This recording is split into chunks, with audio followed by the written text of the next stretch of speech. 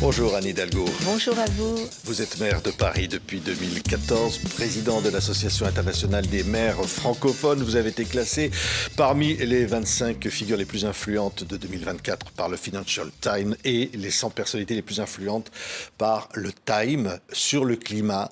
C'est vrai que là, on vient d'avoir les chiffres de Air Paris qui dit que depuis 20 ans, la pollution de l'air en Île-de-France a été divisée par 2. Vous estimez que c'est votre victoire, ça ? C'est une victoire collective, bien sûr, mais c'est la victoire de toutes celles et ceux qui pensent que quand on agit, ça produit des résultats et qu'il faut absolument agir parce que on ne peut pas laisser la planète dans cet état et les effets sur notre santé, parce qu'en fait, la question de la pollution de l'air, à Paris, c'était le sujet numéro 1. Pour moi, quand je suis arrivée comme maire, il fallait absolument agir de façon encore plus déterminée. Et aujourd'hui, par exemple, c'est moins 40% la pollution de l'air à Paris. Et c'est lié à quoi ? Des mesures assez simples, des mesures sur nos infrastructures pour limiter la place du trafic automobile, qui est une des principales causes. Donner des alternatives, c'est le vélo, c'est les transports en commun, c'est aussi la marche à pied, c'est permettre aux taxis de mieux rouler dans Paris parce qu'ils font partie du service public des transports. Voilà, toutes ces alternatives pour faire baisser la pollution qui tue. Et ça marche quand on agit, donc je suis très heureuse de cela.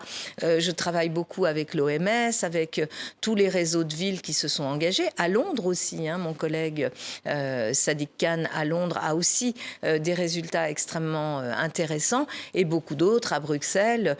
Tous les maires des grandes capitales font la même chose pour justement permettre d'avoir une meilleure qualité de l'air et d'avoir un effet sur notre santé, c'est-à-dire permettre de mieux vivre. Mais c'est souvent très contesté et vous avez dû faire face à des contestations très fortes. Je vous racontez confirme. dans ce livre qui s'appelle « Résister, le pari de l'espoir » qui est publié aux éditions de l'Observatoire.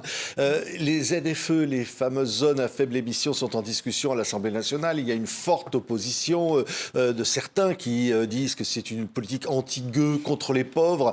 Ça va être remis en question, ces ZFE.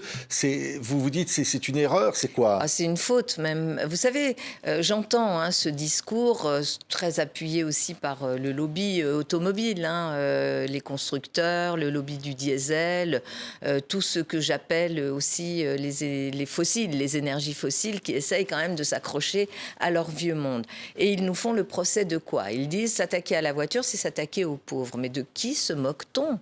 Si on veut permettre aux gens modestes, aux classes moyennes, à tous ceux qui travaillent, qui ont besoin de se déplacer, évidemment, comme moi, comme vous et comme beaucoup d'autres, si on veut vraiment les aider, il faut d'abord investir dans les transports en commun, dans les transports publics, dans des tramways, dans des métros, dans des bus, dans aussi des aides pour acheter des véhicules non plus lourds. Les opposants disent que ça n'a pas été assez préparé. Alors, l'État n'est pas au rendez-vous. Alors, l'État n'est pas au rendez-vous. Il l'a été un peu à un moment donné quand il avait mis en place cette aide sur le fameux leasing social qui permettait d'accéder à l'achat de véhicules électriques. Et puis, ils l'ont arrêté pour des raisons budgétaires et des raisons de succès de cette aide. Donc, c'est ça qui ne va pas. Mais pour autant, si la France reculait sur cette question des ZFE, elle serait le seul pays en Europe à reculer, parce que c'est quand même la solution, celle qui consiste à contrôler et à permettre d'avoir des alternatives à la voiture individuelle thermique pour permettre de mieux respirer. Vous savez que la pollution de l'air, c'est la principale cause de mortalité aujourd'hui dans le monde. Et donc, on ne peut pas faire comme si ça n'existait pas. Ce sont les enfants, ce sont les personnes âgées, ce sont toutes les personnes qui ont des fragilités. On sait aussi que ça a un effet sur pas simplement les maladies respiratoires, mais aussi cardiovasculaires. Donc, il faut agir.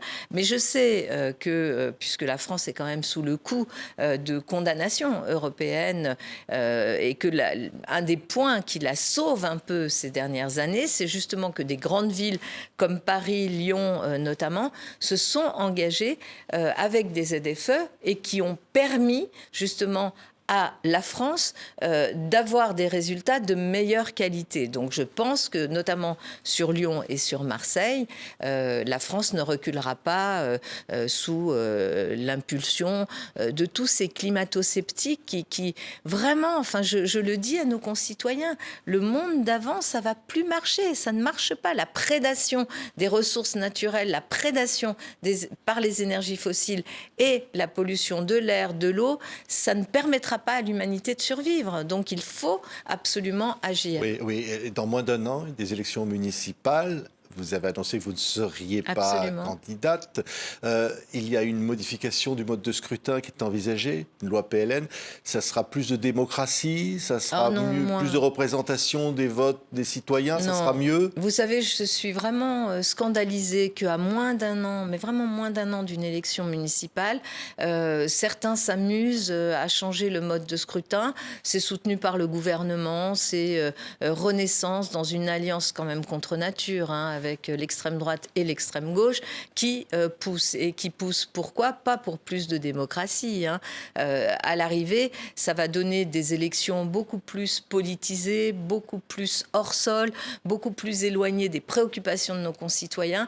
Et moi, je me suis battue, je le raconte aussi dans ce livre, pour que à Paris, la démocratie, ça ait un sens. Et elle existe. Vous savez, il y a un système qui peut paraître compliqué, mais qui ne l'est pas, puisque le maire de Paris est élu comme tous les maires de France par son conseil municipal.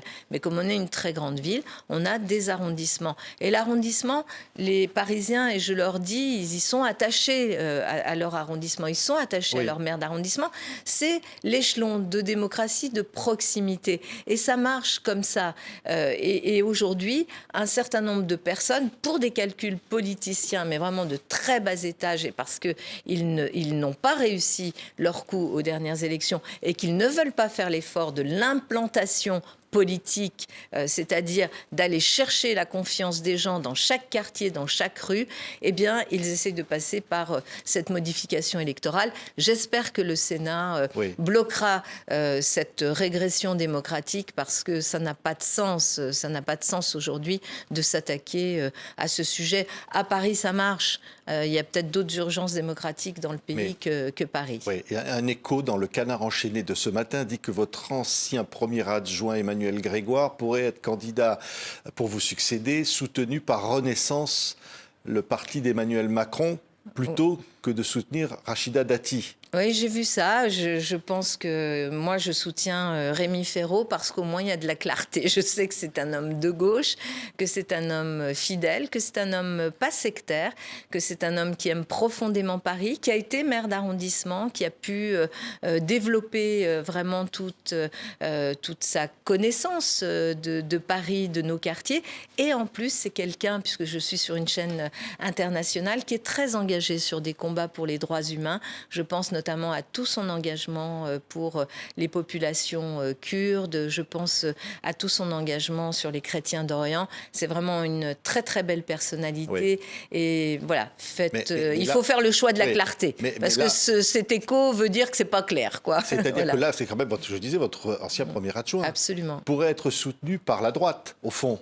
C'est ce que j'ai lu, alors je le laisserai s'en expliquer. Ça vous étonne, ça vous choque ? Écoutez, je ne vais pas commenter un écho du Canard enchaîné, mais je pense que pour qu'il n'y ait pas ce type d'écho, il vaut mieux être dans la clarté, et comme ça on évite d'avoir ce type de commentaires. Oui, vous racontez dans ce livre, Anne Hidalgo, Résister, le pari de l'espoir, votre parcours. Alors évidemment, ça pourrait être une très longue émission, mais c'est vrai que rien que ça, tiens, on y faisait allusion.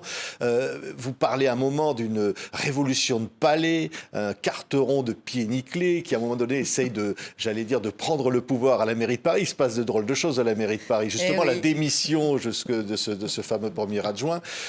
C'est ça, c'est au fond les trahisons, ça fait partie de la vie politique. Oui, malheureusement. Alors, c'est pas ce qu'on aime retenir, mais c'est vrai que je raconte un peu. Ce livre porte plutôt sur de l'espoir et sur ce que permet la politique. Et j'essaye de réhabiliter justement l'idée de la politique. Parce que s'il n'y a pas de politique, politique, s'il n'y a pas des partis avec une éthique, une morale forte, un travail aussi sur le fond, un lien avec les citoyens, avec aussi les milieux intellectuels, les artistes, s'il n'y a pas tout cela, alors c'est la démocratie qui perd. Mais c'est vrai que dans ma vie politique, de femme politique, Oui. j'ai été souvent amenée à rencontrer la trahison, la misogynie, les tentatives de On ne vous révolution pardonne de pas palais. d'être une femme, et ça vous le dites à plusieurs reprises dans ce livre. Oui, on ne le pardonne pas. Je donne aussi l'exemple de Michel Rubirola, qui est une de mes amies, et je raconte dans ce livre une conversation qu'on a eue toutes les deux quand elle a gagné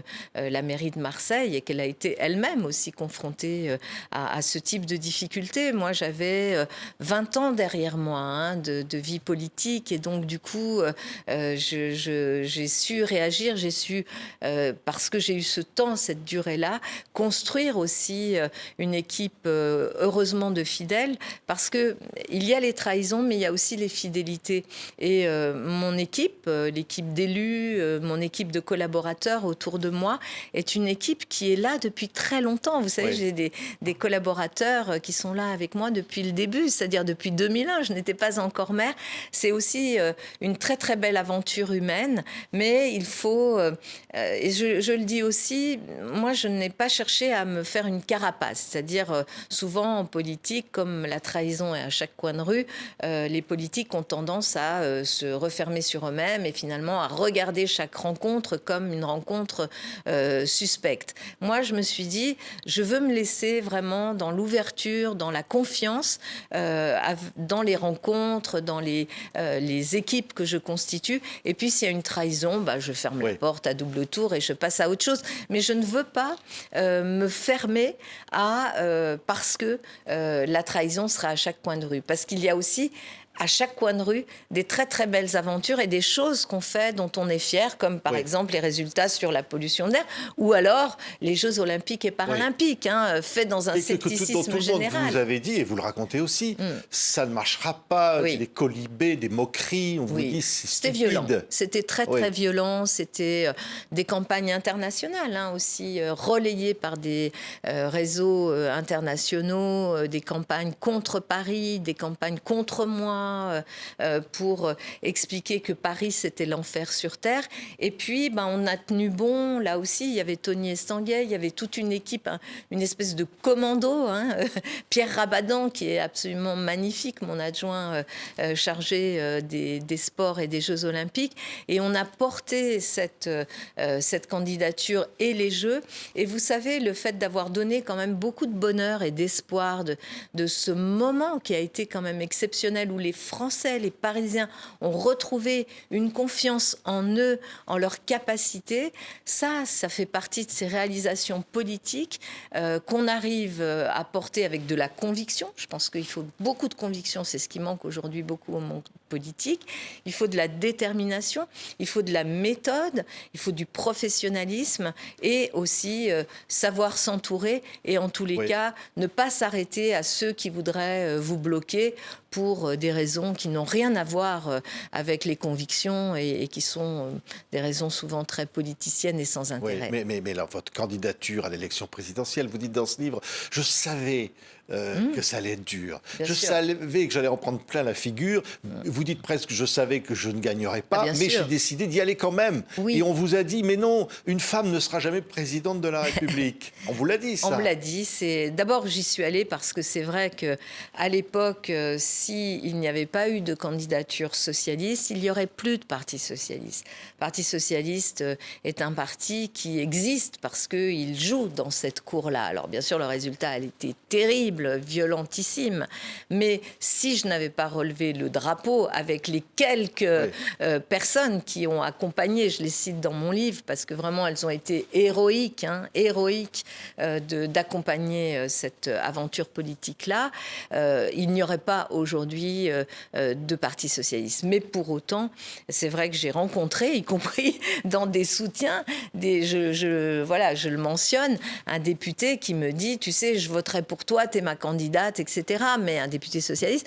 Mais quand même, je n'arrive pas à me faire à l'idée qu'une femme puisse incarner le régalien, c'est-à-dire la sécurité, l'autorité, ça, c'est pas possible. Et je me suis dit, mais on est en 2022, à l'époque, on était en 2022. Comment peut-on encore me dire un truc pareil? Qu'est-ce qu'on a encore à subir, nous les femmes, pour que quelqu'un puisse me dire ça les yeux dans les yeux et que ça lui paraisse normal? Oui, vous dites dans ce livre, je vous cite, « Le pétainisme, tout comme l'extrême droite, continue de prospérer ». Et c'est vrai que vous mettez en cause les réseaux sociaux, vous mettez en cause certaines émissions de télévision, certains animateurs aussi, qui ont mené des campagnes très rudes contre vous. Et vous dites, au fond, non... Contre la démocratie d'une façon générale. La personne n'est pas... Mais vous dites, non, la démocratie, ça ne sera jamais ça. Au fond, vous avez une vision de la démocratie qui n'est pas compatible avec ça. Et d'ailleurs, vous citez LFI, que vous accusez d'antisémitisme. Et vous dites qu'on ne peut pas s'allier avec... Vraiment plus qu'à la frontière de l'antisémitisme. Je ne les accuse pas d'eux, mais tous les signes qu'ils donnent montrent effectivement leur gêne et le fait qu'ils vont sur un terrain aussi très communautariste pour attiser des différences qui sont basées sur la religion. Et oui, puis là, vous montrez aussi ces affiches, etc. Bon, ça, c'est pas mon monde. Mais c'est Cyril Hanouna qui a été caricaturé avec les codes des affiches antisémites de la Seconde Guerre mondiale, lequel Cyril Hanouna aussi vous a beaucoup attaqué. Bien sûr. Et que vous le dites dans le livre. Et je le dis dans le livre, mais... Pourquoi la démocratie va mal? Parce qu'on n'a pas été assez prévenant, assez vigilant. Les partis politiques traditionnels se sont effondrés, en grande partie à cause de leurs propres batailles internes qui les a conduits nulle part, voire même au dégoût d'une partie de la population. Des mouvements politiques sont arrivés qui n'avaient plus rien à voir avec l'histoire des partis et des mouvements très appuyés justement sur la bataille démocratique qui se jouait sur les médias et sur les réseaux sociaux. Il y a un livre très inspirant de Giuliano d'Empoli qui était Les ingénieurs du chaos. Il vient d'écrire un nouveau livre sur les grands prédateurs et notamment sur les grands leaders de la tech et de ces réseaux sociaux. Tout cela a abîmé la démocratie. On a pensé au début... Des acteurs de haine, vous dites. Oui, c'est des acteurs de haine. Vous avez quitté X d'ailleurs. Je l'ai quitté il y a plus d'un an. Je l'ai quitté en novembre 2023, donc bien avant que tout le monde ne se mette à quitter X. Parce que je me suis dit, en fait, il faut que les politiques reviennent à la source de ce qu'est la démocratie et leur rôle. La rencontre avec les citoyens, le dialogue face à face, dans des réunions. Les partis politiques doivent redevenir ces autorités morales, éthiques, qui permettent aux citoyens d'avoir aussi une lecture du monde qui n'est pas celle qui nous est dictée aujourd'hui par des médias détenus par des milliardaires, disons les choses, dont certains n'ont pour seul objectif que de faire gagner l'extrême droite. Je pense évidemment aux médias Bolloré dans notre pays, mais vous l'avez vu aussi notamment aux États-Unis, et des réseaux sociaux qui aujourd'hui sont dans une manipulation totale de nos cerveaux. Regardez ce que fait Elon Musk avec X. Personne ne peut dire aujourd'hui que sa contribution à la démocratie est indispensable. C'est le trumpisme qui est en train de conquérir du terrain. Quand on voit ce que fait Donald Trump en ce moment aux États-Unis. Ça a conquis beaucoup de terrain, pas simplement aux États-Unis, un peu partout dans le monde, parce que, je le dis, il y a certains politiques, certains élus, certaines personnes qui rentrent là-dedans. Moi, je les appelle les élus TikTok. Ils confondent la rencontre avec les citoyens et les projets avec les likes sur leur compte. Ils ne vont pas sur le terrain, ils ne vont pas rencontrer les populations. Ils s'en foutent des gens, ils s'en fichent des gens. Ils n'en ont mais vraiment rien à faire. Ils en ont rien à faire d'élaborer des propositions avec les gens, en discutant avec eux, en les portant, en faisant changer les choses, en menant des batailles. Moi, j'ai mené des batailles qui n'étaient pour certaines pas très populaires, mais dont on a les résultats aujourd'hui, notamment celles sur la pollution de l'air, et pas que. Donc, ce sont des gens qui rentrent dans un monde où ils pensent que la politique, ça se joue sur des plateaux de télé, dans des joutes verbales, et des plateaux de télé d'ailleurs où les journalistes ont disparu. CNews, il n'y a plus de journalistes, c'est de l'affrontement permanent pour essayer de faire passer un message idéologique en démolissant les adversaires, c'est-à-dire les démocrates, les gens qui portent une idée progressiste de la société, les femmes, les écologistes, les humanistes d'une façon générale. Il faut avoir conscience que c'est ce monde-là qui est le monde dans lequel la démocratie peut disparaître. En tout cas, la thèse de mon livre, c'est qu'on a encore le temps et les moyens d'agir. Il faut de la lucidité. Et c'est peut-être ce qui manque aujourd'hui, oui. et aussi de l'engagement, de la détermination de tous les acteurs de la démocratie, dont les journalistes aussi, pour justement faire en sorte qu'on ne bascule pas vers le pire, parce que c'est ce qui est arrivé notamment aux États-Unis. Oui, mais alors vous dites aussi qui je suis, et vous rappelez vos origines, Espagne franquiste, immigrée, femme. C'est-à-dire qu'au fond, vous savez ça. Oui, moi je sais ça de façon très viscérale, quoi. C'est dans mes gènes, parce que je suis née dans cette Espagne franquiste, parce que mon grand-père, mon père ont été réfugiés en France pendant la guerre d'Espagne. Mon grand-père a alors commis l'erreur il était socialiste, de repartir en Espagne. Il a été condamné à mort sous Franco par une cour martiale. J'ai retrouvé les documents de cette cour martiale, c'est glaçant. Même en vous en parlant ici, je suis émue. Il n'a pas été exécuté. Et ensuite, nous sommes venus en France avec mes parents, mon papa, dans une immigration économique et politique dans les années 60. Et je porte avec moi cette histoire de l'exil. Je porte avec moi cette histoire de ce que le fascisme, la dictature, ça existe. Et je trouve que la mémoire des êtres humains que nous sommes est parfois un peu courte. Finalement, elle dure la durée d'une vie humaine. Et là, on est 80 ans après la fin de la Deuxième Guerre mondiale.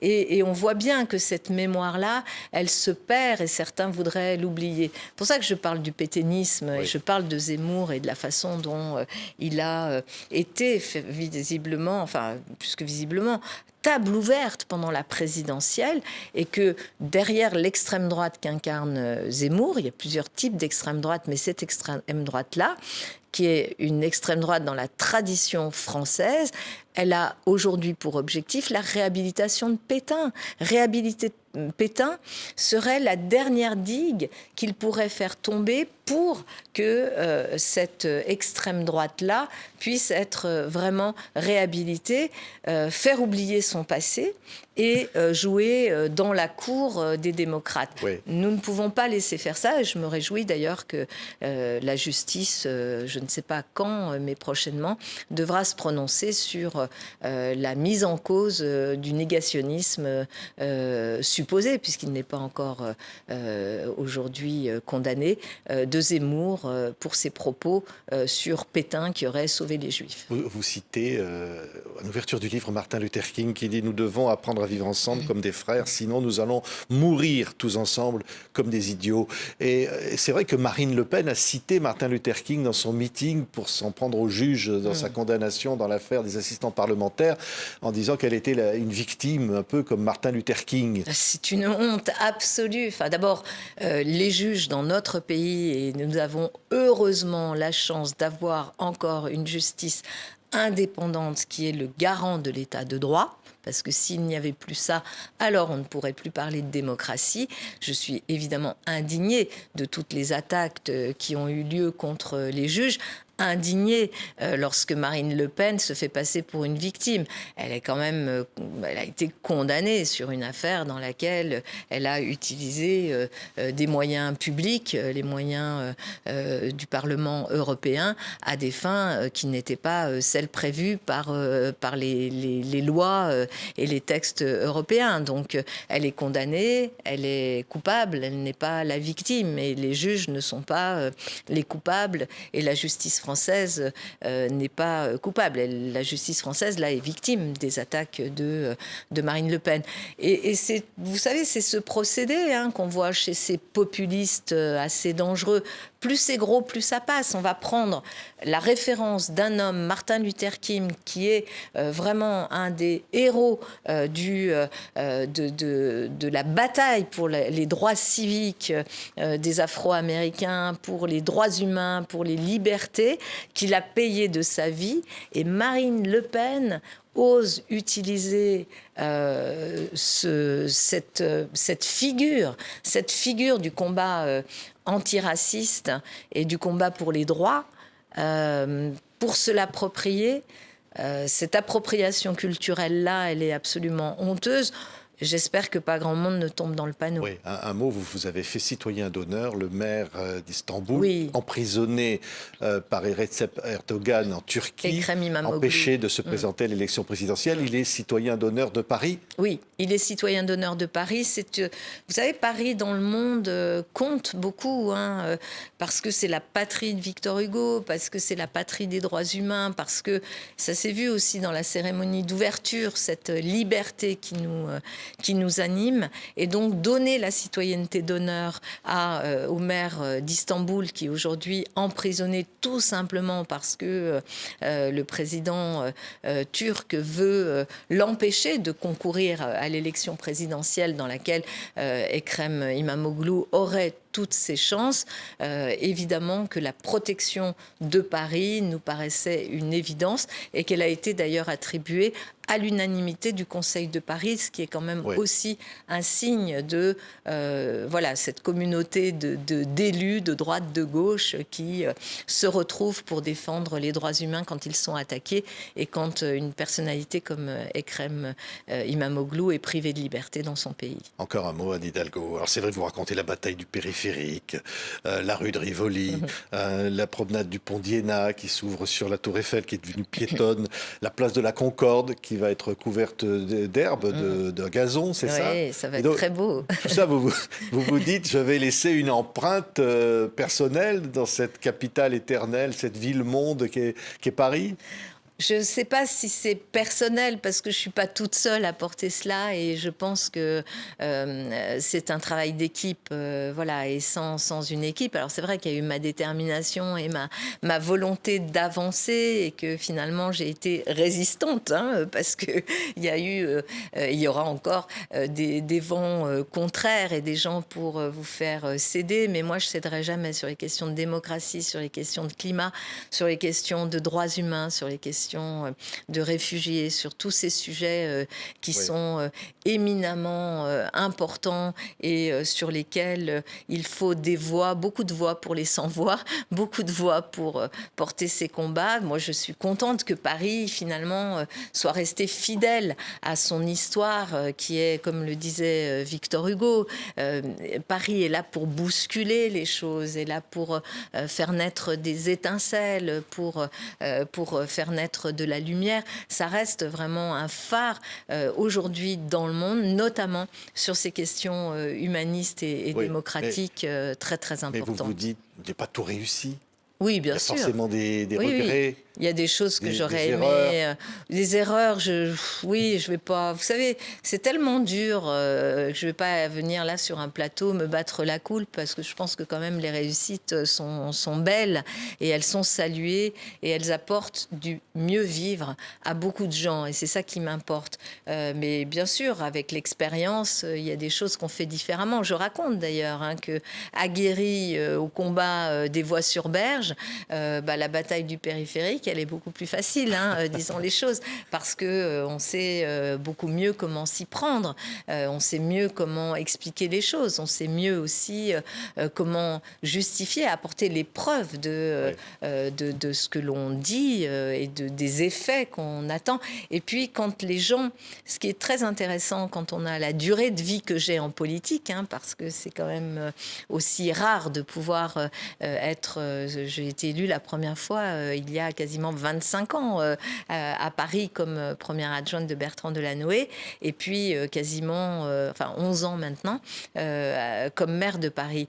Quand on a cette expérience et cette durée, on voit que les choses qu'on a portées, surtout dans un travail de maire, eh bien, les gens en bénéficient, ils les expérimentent. Elles deviennent finalement des expériences personnelles. Les Voirs-sur-Berge, beaucoup de gens criaient, hurlaient, et puis le jour où ils ont commencé à se promener avec leurs enfants sur les quais, ils se sont dit, ah ouais, non, quand même, c'est cette expérience qu'on vit au bord de la Seine avec ce plaisir, et en se disant, avant c'était une autoroute, Oui. c'est On une dira la même chose, expérience. place de la Concorde. Ah oui, On vous pourra verrez. s'asseoir. Ça va être quelque chose d'extraordinaire. Et là, par exemple, voilà, on apprend aussi.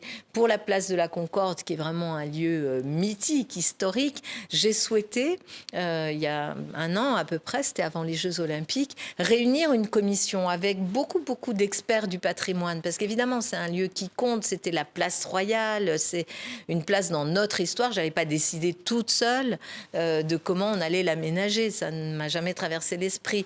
Et on a réuni une commission et qui a permis d'aboutir, mais dans un consensus impressionnant, à l'idée que cette place peut être végétalisée sous, bien sûr, un certain nombre de conditions. Et le projet que nous avons choisi, qui est le projet de l'équipe Probst, est vraiment un projet extraordinaire.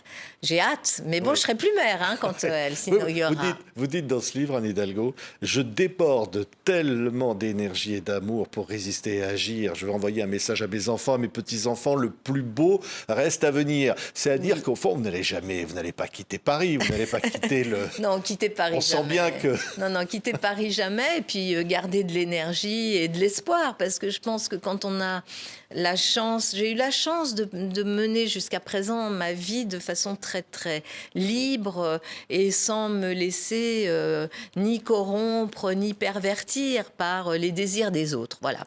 Et en même temps de faire des choses utiles. Donc quand j'ai cette chance-là, je la mesure, surtout d'où je viens, de l'immigration espagnole, d'une histoire vraiment très modeste qui ne me conduisait pas ici de façon naturelle. Je me dis, j'ai encore des choses à apporter, parce que l'expérience, la liberté, cette ouverture au monde que j'avais et que j'ai aussi cultivée en étant maire de Paris, c'est des choses qui peuvent être utiles dans un monde qui va si mal, où les grands prédateurs ont l'air de dire que rien ne leur résiste. Eh bien si, il faut résister. Merci Anne Hidalgo. Et d'ailleurs, vous allez annoncer les commémorations des 10 ans des accords de Paris pour le climat. Résister, le pari de l'espoir. Votre livre, Anne Hidalgo, donc, est publié aussi sur l'Observatoire. Merci beaucoup d'avoir été notre invitée.